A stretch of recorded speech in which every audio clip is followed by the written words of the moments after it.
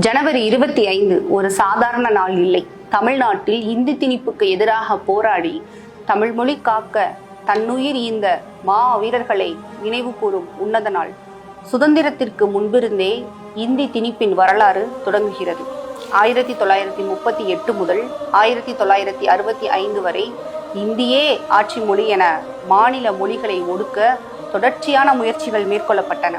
அந்த ஒவ்வொரு முயற்சியையும் தமிழ்நாடும் தமிழ் மக்களும் தீவிரமாக எதிர்த்து தன்னுயிர் தந்து தடுத்த வீர வரலாறு நமக்கு உண்டு.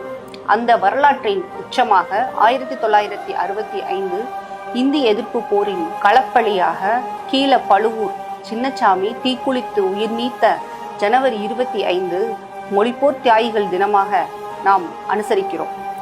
இன்றும் கூட புதிய கல்விக் கொள்கை என்ற பெயரில் மறைமுகமாக இந்தியை திணிக்க ஒன்றிய பாஜக அரசு முனைகிறது.